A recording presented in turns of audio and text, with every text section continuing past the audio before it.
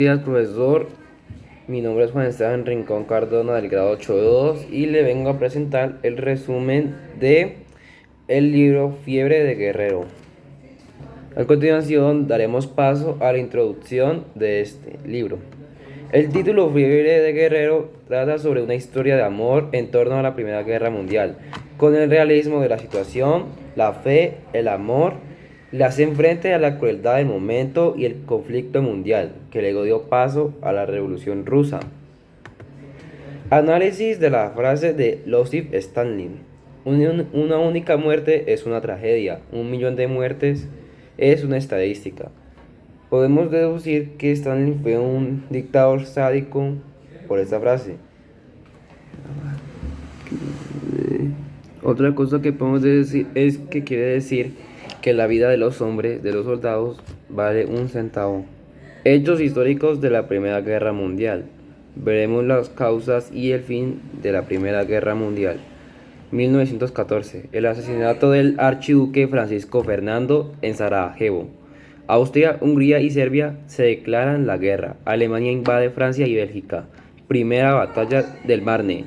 1915. Italia entra en guerra junto a la Entente. 1916. Batalla de Verdún y el Somme. 1918. Rusia firmó la paz con Alemania por el Tratado de Brest-Litovsk. Austria-Hungría firma el armisticio con la Entente. Alemania firma el armisticio con la Entente. Firma de los tratados de paz de Versalles. Blanca Álvarez es la escritora del libro Fiebre de Guerrero. Blanca Álvarez González nació en Cartibio el 8 de septiembre de 1957 y murió en Oviedo el 14 de febrero de 2021. Fue una periodista, escritora y poetista española. Entre su obra hay poesía, novela y ensayo, además de la literatura infantil y juvenil. Cursó estudios de bachillerato en el Instituto Padre Felipe de Gijón y varios cursos de Derecho y Filología Románica en la Universidad de Oviedo. Sus primeras publicaciones iban dirigidas al público adulto. La agonía de los deseos, las niñas no hacen ruido cuando mueren, o Sarajevo, Berlín, billete de ida en 1999, el escritor asesino. Ahora sí pasaremos a lo más importante, el resumen de Fiebre de Guerrero. La historia comienza cuando Didier, el protagonista, era campesino. Su vida era una desdicha después de que su madre había fallecido. Didier apenas tenía 5 años de edad y su padre no tenía tiempo ni le prestaba atención a él. Un día la tía Romy se lo llevó. Él pensó que todo iba a mejorar, pero no. La tía Romy era muy estricta, así que lo envió a ser aprendiz de un carbonero.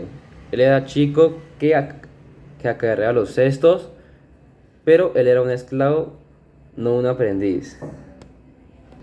Didier siempre estaba con hambre y todo su cuerpo sucio, ya que la tía Romy era muy cuidadosa con la comida. En los repartos, Didier conoció la carpintera del señor Chauvin y deseó con todas las ganas ser aprendiz de este.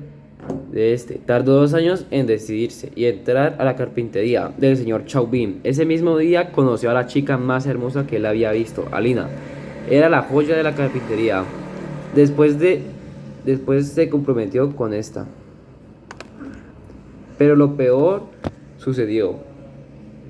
Empezó una época donde la esperanza era privilegiada, el amor se convirtió en odio. Había comenzado la Primera Guerra Mundial. Didier claramente se alistó en 1917. Como es obvio, Didier al llegar a la guerra careció de comida, sueño, salud mental y un buen clima. Tiempo después, Didier perdió su brazo y a sus amigos. Esta vez perdió todo lo único que se le vino a la mente. Fueron dudas existenciales. Bajo todo su físico, estado mental y poder abrazar a Lina. Después de esto, conoció a Delphine, que se enamoró de ella profundamente. Había la esperanza en el amor en Didier. Didier tuvo una terrible experiencia con ella. ya que por su ignorancia le llevó unas amapolas. En esos tiempos significaba que le deseas la muerte, ya que las amapolas estaban en el cementerio. Significaba que le estabas deseando la muerte a alguien.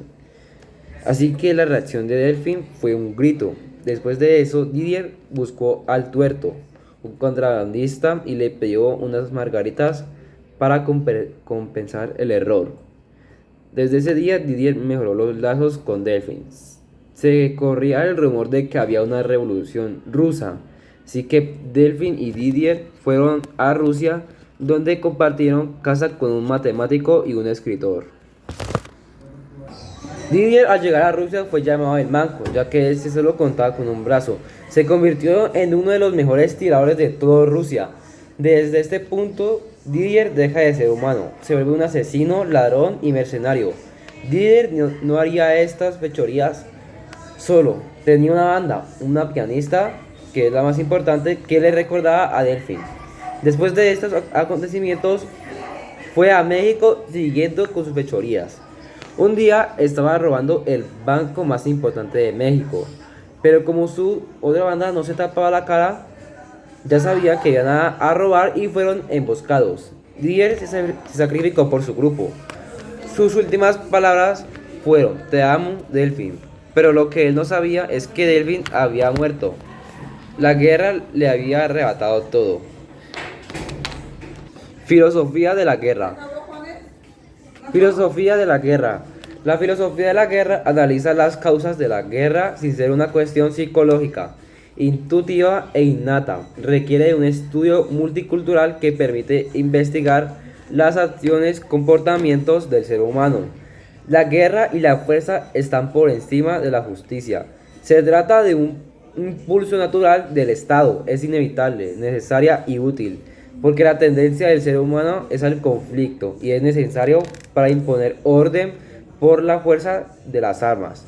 La guerra debe ser la máxima prioridad para la autoridad política. ¿Qué pienso del libro? Me parece que es un libro que plasma la guerra de forma sádica. Podemos ver en este libro filosofías como el maquiavelismo, que es lo que tienen los generales para pasar por encima de los demás. El hedonismo, una felicidad momentánea. Existencialismo, arrepentimiento, es algo que podemos ver en los personajes, haciéndolo cada vez más humanos.